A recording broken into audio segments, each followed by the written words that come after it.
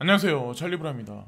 연준에서 금리를 인상하겠다라고 했던 어떤 그 단서 중에 트리거 중에 하나가 사실은 우크라이나 분쟁 사태가 장기화되면서 세계 에너지 가격이 계속해서 고공행진을 하면서 인플레이션을 자극하는 어떤 그런 게 있는데 아마 그 우크라이나 분쟁이 사태가 이제 어느 정도 일단락되고 언제인지는 모르겠지만 해소가 된다면 분명히 인플레이션도 하락을 할 거고 뭐 지금 금융시장 전반적으로 그리고 가상자산 시장도 마찬가지로 커플링으로 지금보다는 나은 장세가 곧 오리라고 이제 저는 생각을 하고 있어요. 그래서 오늘 새벽에 이제 뭐 어떤 특별한 얘기가 하나 나온 게 있는데 그것을 또 하나 이제 말씀을 드릴 거고 일단 첫 번째는 어저께 아마 뉴스들을 여러분들 다들 보셨을 거예요. 24일 날 미국하고 러시아가 외무장관 회의를 일단 하고 여기서 이제 담판이 결정이 되면 그 다음에 이제 정상회담을 한다라는 얘기가 있거든요. 그래서 어떻게 될지 모르겠지만 일단 우리가 주목해서 봐야 될 거는 24일인데 푸틴 대통령이 오늘 새벽에 이제 한마디를 남긴 게 있거든요. 예, 그건 이제 좀 이따 이제 말씀을 드릴게요. 자, 그래서 또 하나 이제 중요하게 우리가 봐야 될 게 뭐냐면 지금 코로나 사태, 미국이 하와이 뺀 모든 주서 마스크 의무화를 해제했다. 사실 코로나가 오미크론이 점진적으로 하향 국면에 들어갔다. 그래서 풍토병으로 치부한다는 게 미국 같은 경우 3월부터라는 얘기가 있잖아요. 그래서 아직까지 시간이 남긴 했는데 하와이 빼고 미국 전역의 모든 주는 점진적으로 마스크를 다 배제시킨다고 하더라고요. 실외부터 해가지고 실내로 점진적으로 해서 아직까지 이게 어디까지 간지는 모르겠지만 이걸 저는 이 뉴스를 보면서 어떤 생각을 했냐면 인프라 복구 그러니까 인프라가 파괴됐던 게 인프라가 복구되고 취업이 사람들이 지금보다는 많은 사람들이 취업을 할 거고 원활하게 뭐 시장은 돌아갈 거고 그래서 인플레이션이 하락하지 않을까 점진적으로 그 이런 시그널로 이 뉴스를 해석해 보시면 어떨까라는 이게 아마 오늘 새벽에도 이게 오늘도 나왔는데 이게 아마 17일 날, 16일 날부터 아마 계속해서 아마 반복해서 나왔을 거예요. 그래서 특히 이제 미국뿐만 아니라 뭐 유럽 같은 경우도 마찬가지로 비슷하게 자가격리도 완화하고 마스크도 점진적으로 해제하는 측면이라서 우리나라는 뭐 아직까지 거기까진 가진 않았지만 자 뭐 3월 달을 지나서 어느 시점이 가면 아마 비슷하게 움직이지 않을까라는 생각을 해요. 그리고 이게 한국 뉴스 중에는 최근 나온 뉴스 중에 가장 아마 가상자산 시장에 투자하고 계신 분들한테는 좀 그래도 한 걱정 덜어낼 수 있는 뉴스라고 이제 전 생각을 했는데 뭐 KB 자산운용 뭐 국민은행 같은 경우는 이미 커스터디 서비스를 준비한다는 얘기인데 이제 직접적으로 디테일한 얘기들이 나오기 시작을 했어요. KB 자산운용이 디지털 자산운용 준비위원회를 출범했다고 21일 밝혔다. 근데 그냥 뭐 간단한 어떤 운영 본부를 운영하는 게 아니라 상품과 준법, 리스크, 전략 등 부서 9개에서 팀장급 인력이 태스크포스 조직으로 운영하게 됐다. 그러니까 많은 준비를 하고 있는 거죠. KB 자산운용도 기대가 큰 것 같아요. 디지털 자산에 관해서. 그래서 도입 속도를 감안하고 국내 규제 완화 이후 가장 신속한 상품 출시를 목표로 한다. 그래서 빠르게 상품을 출시를 할 거다.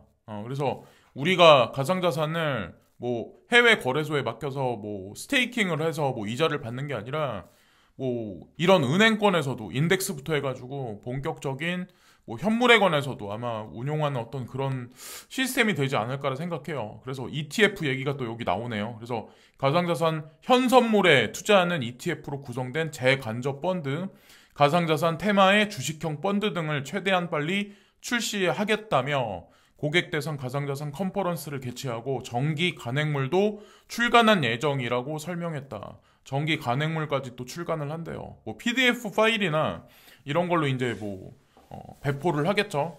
근데 이런 걸 보면서 여러분들은 어떤 생각들을 하시나요? 지금 아마 숫자만 보면 불안해 하실 거예요. 근데 투자를 잘 하신 거고 이 지금 단기적인 불안한 장세만 잘 넘기시면 여러분들이 원하시는 만큼의 아마 수익을 거두실 거예요. 근데 인내력이 필요한 시점이라서 그게 현재 이제 가장 중요한 것 같아요. 뭐 제가 봐도.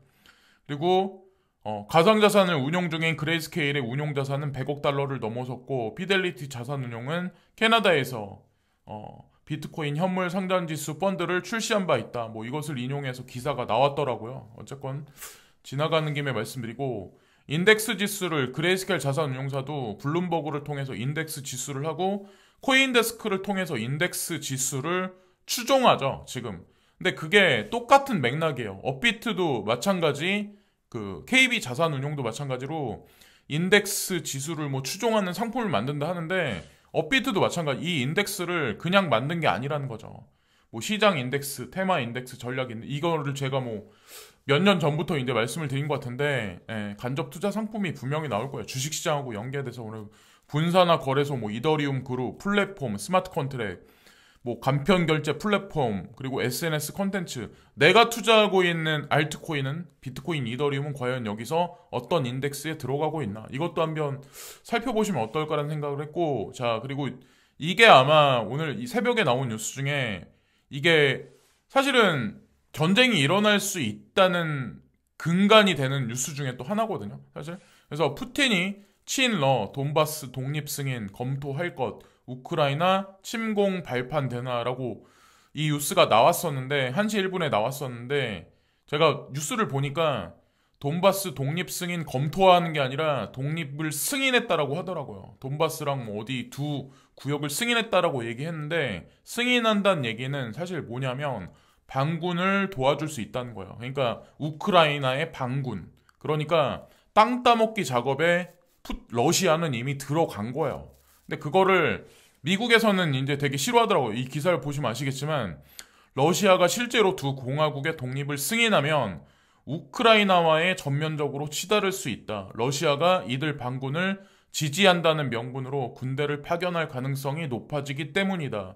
미국은 러시아가 돈바스 분리 독립을 승인하는 것에 대해 국제법 위반이라고 경고해 왔다라고 얘기를 했는데, 푸틴이 강행을 했어요. 지금 그래서 밀어붙이고 있어요. 그래서 협의가 그러니까 외무장관부터 24일 날 어떻게 이게 실시가 될지 모르겠지만, 진짜 실제로 막상 전쟁이 나면 단기적으로는 불안감이 극대화돼서 조성되겠죠. 근데 뭐 전면전보다는 대화로서 좀 풀어나가지 않을까라고 이제 저는 생각하고 있어요. 그리고 이거는 좀 통화 시스템에 관해서, 이제 저는 제가 코인 시장에 투자를 했던 게 사실은 통화 시스템의 한계치, 위기가 직면할 거다라는 생각을 했기 때문에, 사실 비트코인부터 예전에 2016년부터 이제 투자를 했었는데, 이걸 보시면 아마 여실하게 아마 여러분들이 아실 거예요. 이게 뭐냐면 50년짜리 인플레이션, 그러니까 미국의 50년짜리 인플레이션과 금리에 관해서 나온 거거든요. 제가 이제 말씀드리고 싶은 게, 뭐 그래, 예전에 이제 통화량이 많이 풀었을 때, 예전보다 지금은 뭐 훨씬 더 많이 풀지만, 그때는 뭐 전 세계 달러가 미치는 영향이 지금보다는 제한적이었죠. 예전에는 진짜 예전에 1980년대 이전에는. 근데 이때는 금리 인상이 엄청나게 됐었어요. 높은 데서 시작해서 점진적으로 낮은 데로 왔죠. 그리고 여기 보면 인플레이션도 높은 데서 점진적으로 낮아지기 시작을 해요. 근데 제가 이제 말씀드리고 싶은 게, 그러니까 2000년부터 해가지고 2019년 어느 순간까지 돈은 많이 푸는데 인플레이션이 많이 일어나지 않는 구간이 왔거든요. 여기까지. 2011년부터 2019년까지, 코로나가 터지기 직전까지. 이때가 언제였냐면 3차 QE, 그러니까 양적 완화 시행했음에 통화 승수율이 하락을 하고, 그러니까 돈을 풀었는데 돈이 회전이 안 돼 있는 상황, 은행으로 다시 돌아오는 상황, 통화 승수율이 하락을 하고 인플레이션이 미지근한 상황. 그러니까 인플레이션이 지금은 많이 올라갔는데 바로 코로나 터지기 직전까지만 해도 인플레이션이 미지근한 상황이었어요. 코로나로 공급망을 감소시켜서 의도적으로 실질 인플레이션을 상승을 도모한 게 아닐까라는 해석을 했거든요. 이게 제가 왜 이런 얘기를 말씀을 드리냐면, 2010년도부터 보세요. 2019년도까지만 해도 FED 밸런스 시트, 그러니까 돈을 이만큼 지속적으로 점진적으로 많이 풀었었다는 거죠. 사실상 지금 훨씬 많이, 지난 뭐 2년 동안 훨씬 많이, 뭐 과거 10년간 풀었던 것보다 훨씬 많은 양을 급작스럽게 풀었는데, 제가 이제 말씀드리고 싶은 건, 이렇게 돈을 풀었는데 여기서 보시면 아시겠지만 인플레이션이 많이 일어나지 않았었어요.